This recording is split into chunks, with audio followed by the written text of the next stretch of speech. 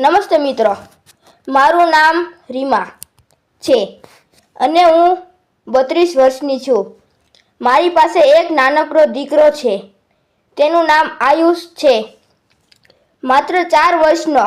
આયુષના નાના પગ, તેનું નિર્દોષ હાસ્ય અને તેની ચમક આંખો જ મારા જીવનનું સૌથી મોટું સુખ છે.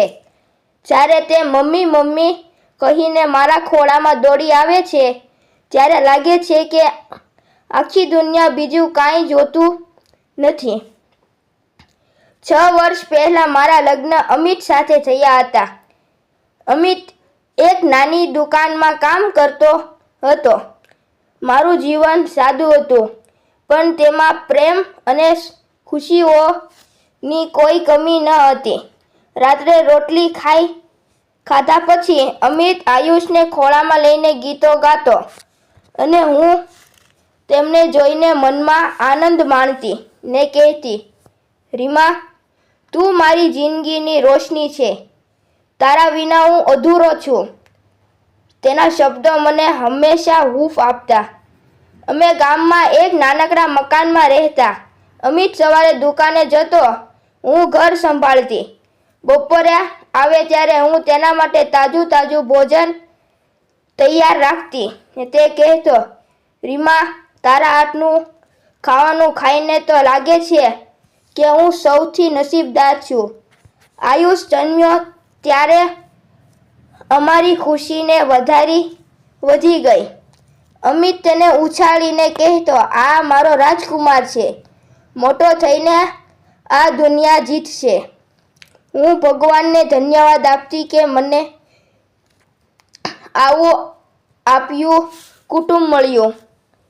પણ જીવનમાં ક્યારેય અંધારિયું થાય છે. એક દિવસ અમિતે તીવ્ર માથાનો દુખાવો થયો. શરૂઆતમાં લાગ્યું કે કામનો તણાવ છે. હું ઘરેલું ઉપાય કરતી, તેલ, મસાજ, આરામ, પણ દુખાવો ઓછો થયો નહીં. ધીમે ધીમે તે કમજોર પડવા લાગ્યો.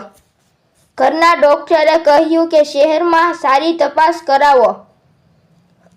અમે સુરતની એક મોટી હોસ્પિટલમાં લઈ ગયા. ડોક્ટરે તપાસ કરીને કહ્યું, આ બ્રેન ટ્યુમર છે. તેને છેલ્લા તબક્કામાં છે. તે શબ્દ સાંભળીને મારી દુનિયા ધ્રુજી ગઈ. અમિતે મારો હાથ પકડીને કહ્યું, રીમા, ગભરાશ નહીં, હું લડીશ. આયુષ માટે, તારા માટે. આગળના મહિનાઓ ખૂબ કઠિન હતા. હું હોસ્પિટલમાં રાત દિવસ રહેતી. સારવાર માટે ખૂબ ખર્ચ થયો. અમારી પાસે થોડી જમીન અને ઘરનો સામાન હતો. મેં બધું વેચી નાખ્યું, ઘરની વસ્તુઓ, જમીન અને છેવટે મારી બેંક પણ. તે પૈસાની દવા અને ઓપરેશન ચલાવ્યું. અમિત હજુ આશા રાખતો હતો. રીમા, હું ન રહું તો આયુષને મજબૂત બનાવજે. હું મારી શક્તિ છે. પણ તેની તબિયત વધુ બગડી ગઈ. એક રાત્રે તેને મારો હાથ દબાવીને કહ્યું, રીમા, હું તને અને આયુષને અત્યંત પ્રેમ કરું છું. મારો પ્રેમ હંમેશા તારી સાથે રહેશે. શબ્દ પૂરા થયા પહેલા તેની આંખો બંધ થઈ ગઈ. હું તેને ખંભે માથું મૂકીને રડી પડી. આયુષ બાજુમાં ઊંઘતો હતો. તેને ખબર ન હતી કે તેના પપ્પા કાયમી માટે ચાલ્યા ગયો. અમિતના અવસાન પછી મારું જીવન અંધારું થઈ ગયું. હું સાસરિયામાં સાથે રહેતી. શરૂઆતમાં તેઓ સાંત્વના આપતા, પણ ઓછી વર્તન બદલાયું. સાસુ કહેતા, આ છોકરી અમારા ઘરમાં અપશુકન લાવી. તે આવ્યા પછી જ દુઃખ આવ્યું. તેમના શબ્દ મને તીર જેવા લાગ્યા.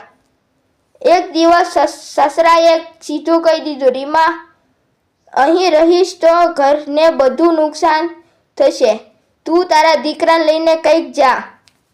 અમે તારી જવાબદારી લઈ શકતા. મેં રડતા પૂછ્યું, હું ક્યાં જાઉં? અમિત, પછી મારું કોઈ નથી. તેઓએ કહ્યું, જ્યાં મન થાય ત્યાં જા.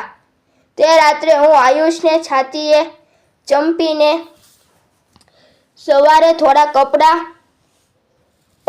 પોટલી બાંધીને હું સુરત આવી. શહેરમાં જીવન કઠોર હતું. એક નાની ઝૂંપડી ભાડે રહેવા લાગી. પૈસા ખૂટતા. આયુષને દૂધ મુશ્કેલીથી મળતું. હું ઘર ઘર જઈને કામ માંગતી, વાસણ માંજવાનું, ઝાડુ લગાવવાનું, પણ કોઈ નાના બાળકવાળી વિધવાને કામ આપતું નહીં.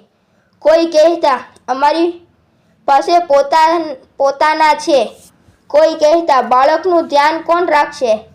આખરે મેં રોડ પાસે એક નાનકડો ઠેલો લીધો અને ચા નાસ્તા વેચવાનું શરૂ કર્યું. સવારે 3 વાગ્યે ઉઠીને ચા બનાવું, આયુષને ઊંઘતો મૂકીને ઠેલો ખોલું. ધૂળ ધુમાડો, ગાડીઓનો અવાજ વચ્ચે દિવસ વીતતો.